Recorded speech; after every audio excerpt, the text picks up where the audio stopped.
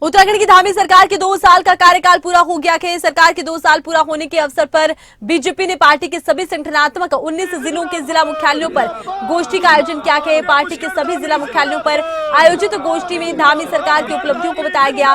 BJP की मुख्य गोष्ठी देहरादून के सुभाष रोड स्थित एक होटल में हुई। यहाँ मुख्यमंत्री पुष्कर सिंह धामी ने सरकार की 2 साल की उपलब्धियों को बताया। तो वही उन्होंने कहा कि सरकार ने जो वायदे किए थे उन्हें इन 2 सालों में पूरा करने का कार्य किया है। साथ ही मुख्यमंत्री ने बताया कि इन 2 साल में जोशीमठ, बूंद साहब और सिलक्यारा रेस्क्यू ऑपरेशन जैसी चुनौतियों से सामना किया है।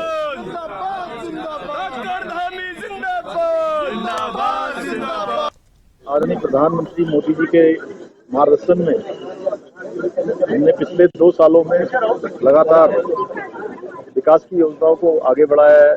देवभूमि का मूल स्वरूप बना रहे उसके लिए निर्णय लिए हैं। बहुत सारे नए हमने प्रावधान किए हैं, कानून भी बनाए हैं, नीतियां भी बनाई हैं और उसका एक बड़ा सकारात्मक माहौल आज पूरे प्रदेश के अंदर भी बना है और प्रदेश से बाहर भी बना है। सारे लोग आज उत्तराखंड की तरफ आ रहे हैं। निवेश का भी एक अच्छा वातावरण तैयार हुआ है। रोजगार की दृष्टि से भी अनेकों काम हुए हैं। इंफ्रास्ट्रक्चर की दृष्टि से भी हम तेजी से आगे बढ़े हैं। आज 4 धाम यात्रा भी हमारी अच्छी हो रही है।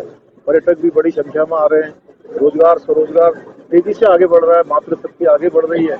अभी इन्वेस्टर ग्लोबल समिट में जहां पूरा देहरादून हमारा एक स्मार्ट सिटी के तहत जिसकी निर्माण की योजना चल रही थी वो तेजी से बना है। तेजी से जो काम होने थे वो भी हुए हैं। 3,53,000 करोड़ का MOU बना है जो हमारे लिए भविष्य के लिए अच्छे संकेत हैं। हम उस पर तेजी से और आगे काम करेंगे, आगे बढ़ेंगे, परिश्रम करेंगे, मेहनत करेंगे। उत्तराखंड हिंदुस्तान का श्रेष्ठ राज्य बने, ये हमारा प्रयास रहेगा।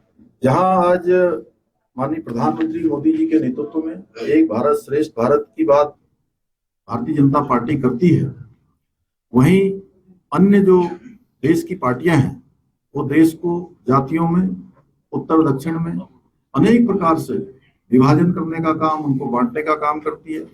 और आज जो एक गठबंधन बना है वो गठबंधन केवल एक एजेंडा है, वह सनातन और सनातन संस्कृति और उसकी परंपराओं पर लगातार कोई न कोई उटपटांग बातें करना, अमर्यादित बातें करना, सनातन पर हमेशा प्रश्न चिन्ह खड़ा करना। आपने देखा होगा चाहे एक पार्टी के नेता हो, युवराज हो या एक दक्षिण के स्टालिन हो, उनके उदयनिधि स्टालिन, इन्होंने इसको कीड़े मकोड़े और मच्छर की संज्ञा तक दी थी। हम सभी जानते हैं अभी सनातन परंपरा में हम जिस शक्ति की उपासना करते हैं, राहुल गांधी जी ने उस शक्ति, उसी नारी शक्ति को वो समाप्त करने की बात करते हैं कि इस शक्ति को समाप्त करने की बात उन्होंने की है। मैं उनके नेताओं की, उनके कार्यकर्ताओं की मनोदशा को समझ सकता हूं कि वो अंट संट बोलकर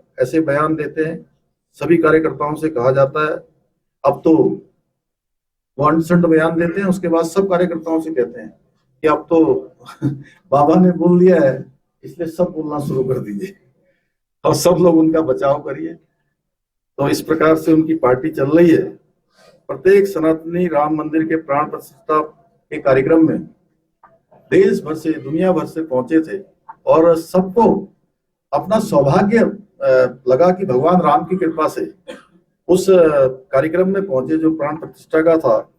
वहीं जो एक गठबंधन देश के अंदर बना है, बेमेल गठबंधन, वो ऐसा गठबंधन है कि जो केवल और केवल कुछ परिवारों को बचाने के लिए और कुछ पार्टियों के अस्तित्व को बचाने के लिए, कुछ व्यक्तियों को बचाने के लिए बनाया गया है।